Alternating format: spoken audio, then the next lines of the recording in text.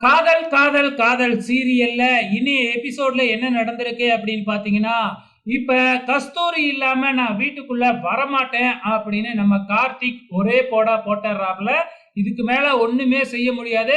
ஒண்ணு கஸ்தூரியும் கார்த்திக்கும் 2 பேத்தையும் சேர்த்து வீட்டை விட்டு வெளியில அனுப்பணும். கார்த்தி மட்டும் நான் தனியா வீட்டுக்குள்ள வரமாட்டேன் அப்படின்னு சொல்லிட்டாப்ல. இப்ப கரிகால பெத்த கடமைக்கு நீ இந்த வீட்ல வேணா வந்து ஒரு வாடகைக்கு இருக்கிற மாதிரி வாடகை கொடுக்காம இருந்துட்டு போ. இனிமேக்கு உன்னைய நான் ஏத்துக்கவே மாட்டேன்.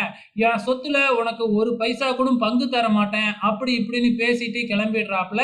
இந்த பக்கம் என்னடான்னா, இந்த பாட்டியும், இந்த கார்த்தியோட அத்தையும் வந்து பாத்தீங்கன்னா, வீட்டுக்குள்ள விடவே கூடாது அப்படின்னு பிளான போட்டுக்கிட்டு இருக்கிறாங்க.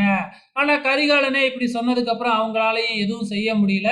அதுக்கப்புறம் என்ன எல்லாருமே உள்ளார போயிடுறாங்க. இப்ப சரண்யா அதாவது கார்த்திக் அர்ஜுனோட அம்மா உள்ளார போயிட்டு ஆரத்தி எல்லாம் எடுத்துக்கிட்டு வந்து கஸ்தூரியும் கார்த்தியும் ஒண்ணா நிக்க வச்சு ஆரத்தி எல்லாம் எடுத்து உள்ளார கூப்பிடுறாங்க. சோ இப்ப நம்ம கஸ்தூரியோட அப்பா அம்மா வீட்டுக்குள்ள கூட வரவே இல்லை. எப்ப அவங்க எல்லாம் எங்களை ஏத்துக்கிறாங்களோ அப்பதான் நான் வீட்டுக்குள்ள வருவோம் அப்படின்னு சொல்லிட்டு அவங்க கஸ்தூரிய இங்க சரண்யா கிட்ட ஒப்படைச்சிட்டு கிளம்பிடுறாங்க. இப்ப வலது காலை எடுத்து வச்சு நம்ம கார்த்தியும் கஸ்தூரியும் வீட்டுக்குள்ள போயிடுறாங்க. ஸோ வீட்டுக்குள்ள போன உடனே வந்து பாத்தீங்கன்னா சரண்யா அழைச்சிக்கிட்டு போயிட்டு சாமி ரூம்ல விளக்கெல்லாம் ஏத்த வைக்கிறாங்க. அதுக்கப்புறம் என்ன நம்ம கஸ்தூரியும் கார்த்தியும் தனியா இருக்கிறப்ப கஸ்தூரி மறுபடியும் கார்த்திக்கு கிட்ட மன்னிப்பு கேட்குறாங்க. காரணம் என்ன அப்படின்னு பார்த்தீங்கன்னா, தன்னால தானே கார்த்திக்கு இப்படி ஒரு சூழ்நிலை. தன்னோட வீட்லயே வந்து எல்லாரும் திட்டுறாங்க, அடிக்கிறாங்க இல்லையா கார்த்திய.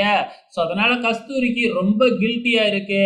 ஆனா வந்து பார்த்தீங்கன்னா, நம்ம கார்த்திக்கு தான் தெரியாது இல்லையா? ஸோ அந்த பொண்ணு படிக்க வைக்கிறதுக்காக இவ்வளவும் பண்றாப்புல.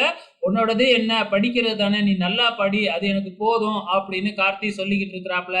அதுக்கப்புறம் என்ன சரண்யா வந்து பார்த்தீங்கன்னா, மறுபடியும் கஸ்தூரிய கூட்டிட்டு போய் கிச்சன்ல எல்லாருக்குமே முதல் முறையா பால் காய்ச்சி நீ தான் குடுக்கணும் அப்படின்னு சொல்றாங்க. அப்ப அன்னைக்கு ஸ்வேதா ஃபங்ஷனுக்கு நீ வந்தியேம்மா, அப்பையில இருந்தே நீ கார்த்திய காதலிக்கிறியா? அப்படின்னு சொல்லி கேட்க, நம்ம கார்த்தி ஆமான்னு சொல்லுன்னு சொல்றாப்புல. ஆமா அப்படின்னு கஸ்தூரியும் சொல்லிடுறாங்க. அதுக்கப்புறம் என்ன பால் காய்ச்சி டம்ளர்ல வச்சு எல்லாத்துக்கும் குடுக்கறதுக்கு போனா, அங்க போனா என்ன நடக்கும் அப்படிங்கிறது நமக்கு நல்லாவே தெரியும். ஸோ பாட்டியில இருந்து எல்லாருமே வந்து பார்த்தீங்கன்னா, திட்டு திட்டுன்னு திட்டுறாங்க.